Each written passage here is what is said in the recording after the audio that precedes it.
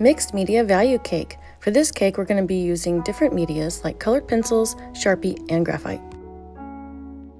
First, we're going to draw a rectangle in the middle of our paper. It doesn't need to be too close to the sides because you need to leave room for a platter. Because our cylinder needs to be round on the top, we are going to draw an oval from corner to corner on the top and repeat that on the bottom. It is now time to create a slice in our cake. We're going to draw a vertical line down the center from the top horizontal line to the bottom horizontal line. Now I'm going to decide how large I want my slice of cake to be. I'm marking it at the same on the top and the bottom, and I'm going to make an upside down V on the top and on the bottom using the points that I marked earlier. To finish off our large slice, we're going to connect those dots with vertical lines on both sides. Erase all the extra lines that you used as guidelines so that you only have your cake and cake slice. To create the layers in my cake, I'm going to evenly divide my vertical line into 4 sections.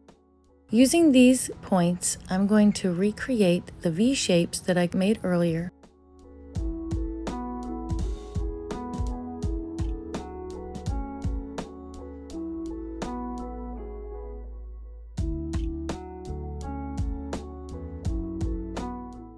Decorate your cake how you would like. You can add icing or sprinkles, you can even add letters. The more creative, the better.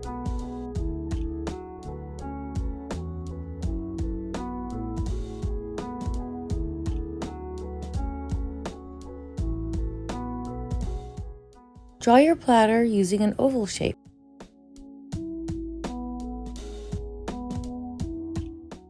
When drawing the lip on your platter, be sure to have it more narrow in the back and wider in the front.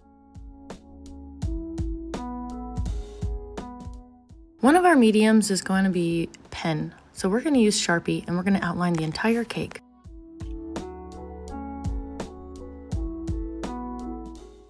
After you finish with the Sharpie, erase all of your pencil lines. Include at least 3 different value techniques. I'm going to use shading to shade the inside of my cake. Be sure to decide where you want your light coming from. That way you can have your dark darts and your light lights to give more dimension to your cake.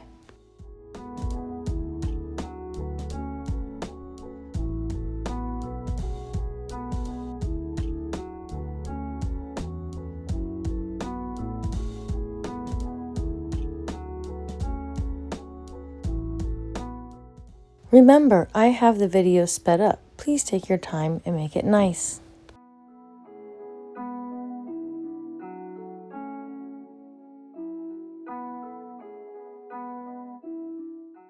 If you feel you have a hard edge, you can use an eraser to rub gently over the transition line.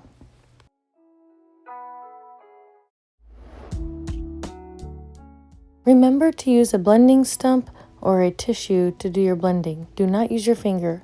You do not want oil spots on your paper.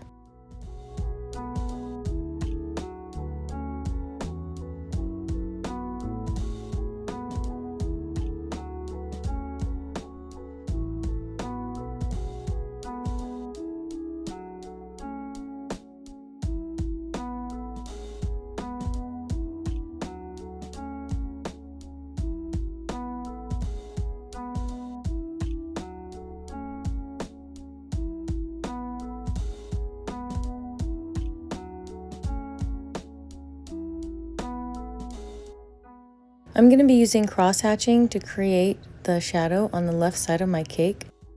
Remember to go with the shape of your cake, so if your cake is round, you need to draw round lines.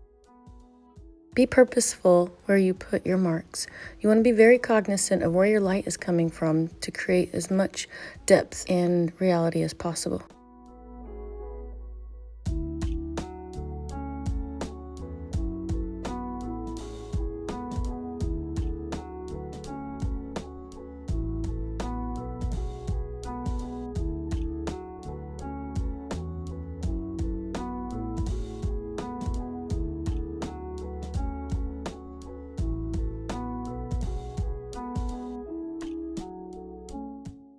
At this point, I have now used 3 different value techniques.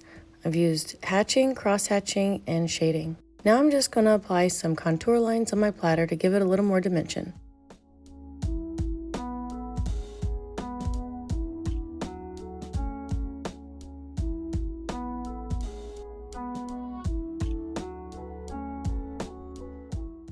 The top of the cake is receiving a lot of light, so I'm just going to put a few hatch lines on there just to create a little bit of depth.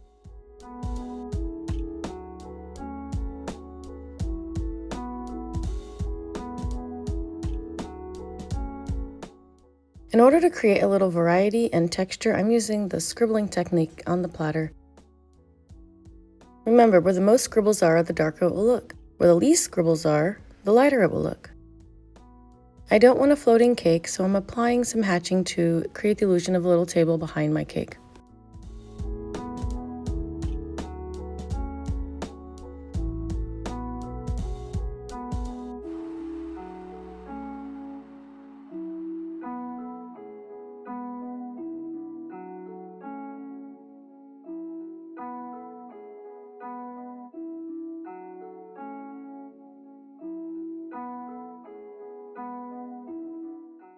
At this point, I decided the inside of my cake needed to be a little darker, so I'm applying some more shading.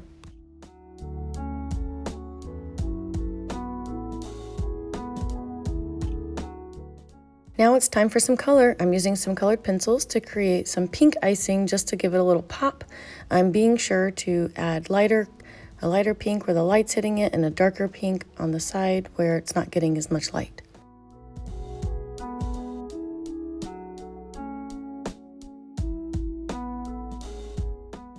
Add any finishing touches that you like, and you're done.